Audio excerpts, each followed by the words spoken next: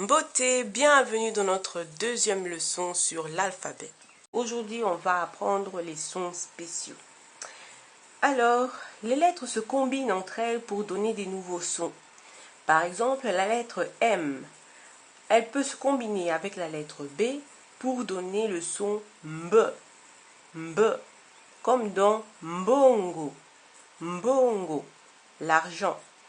M et P donnent MP, MP, comme dans mpuku, mpuku, la souris.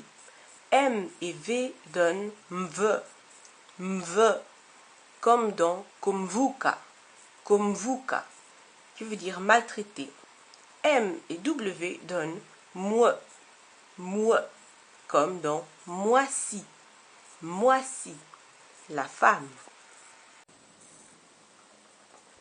La lettre N combinée à la lettre D donne le son nd, nd, comme dans ndaku, ndaku, la maison.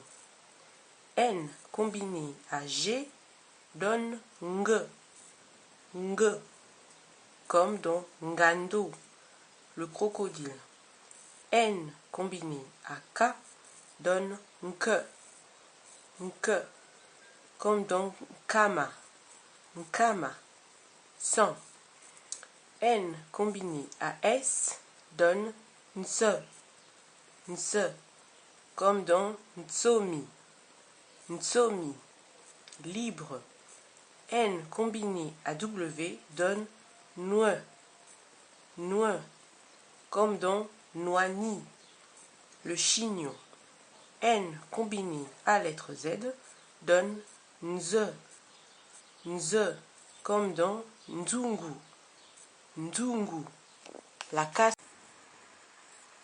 Enfin, la combinaison de N et T donne le son nt, nt, comme dans ntaba, ntaba, la chèvre.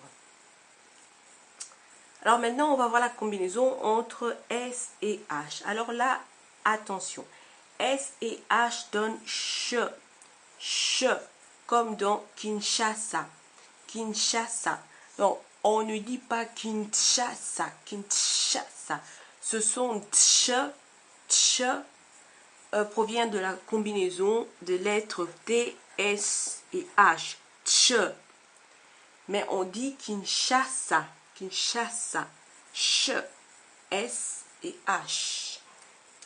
Un exemple avec T, S et H serait Kochuba, Kochuba, qui est donc piqué. Alors là, on entend bien le son TSH. Kochuba, tchou tchou, Kochuba, tchou. Alors la combinaison entre la lettre T et la lettre S donne le son ts, ts, comme pour la fameuse mouche tsetse, tsetse. W versus U. Alors W se prononce W et U se prononce OU. Donc a priori, on ne devrait pas avoir de problème avec ces deux lettres. Cependant, il arrive qu'elles soient confondues. Je reprends l'exemple que j'ai donné avant, Noani, le chignon, qui s'écrit N-W-A-N-I. On pourrait aussi l'écrire N-U-A-N-I. Et la prononciation serait identique. Noani, Noani. Un autre exemple, moisi. Je l'ai écrit M-W-A-S-I. Mais il arrive aussi qu'on l'écrive M-U-A-S-I.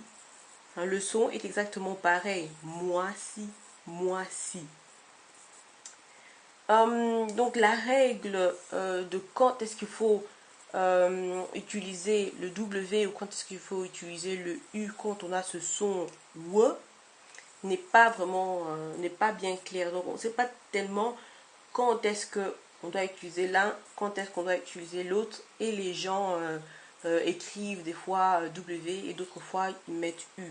Mais un exemple à ne surtout pas faire, que je vois certaines personnes le faire, c'est d'écrire, par exemple pour Noani, c'est de l'écrire N-O-U-A-N-I. Donc ça, c'est pas Noani que vous avez écrit, c'est Noani. Donc le O se prononce O, le U-A se prononce OA et Ni. Donc ça fait Noani.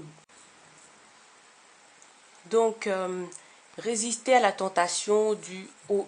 Un autre exemple où les gens ont tendance à mettre OU, c'est pour le mot bantou, hein, comme pour le peuple bantou. Donc le peuple bantou, c'est le peuple qui se décrive non pas par leur couleur de peau, mais comme étant des êtres humains. Et les gens ont tendance à écrire bantou, B-A-N-T-O-U. Donc là, c'est pas bantou qu'on a écrit, c'est bantou.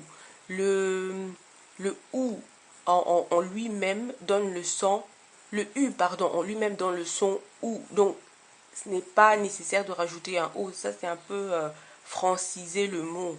Donc, bantou s'écrit B-A-N-T-U et pas O-U. Bantou, pas bantou. MBW, comme dans Mbwengi, qui sont les petits haricots blancs avec une petite tête noire. On a là un exemple avec 3 consonnes qui se suivent. Ce mot peut s'écrire avec MBW ou MBU. Donc là, on a encore un exemple avec le dilemme U et W quand on a le son W. Donc Mbwengi.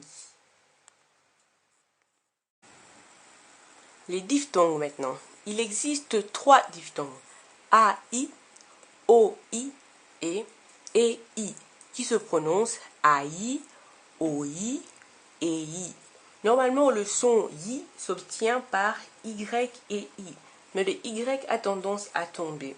Donc, on aura Maï, M-A-I au lieu de Maï, M-A-Y-I. Moi, M-O-I au lieu de Moi, M-O-Y-I. Miné, M-I-N-E-I au lieu de M-I-N-E-Y-I.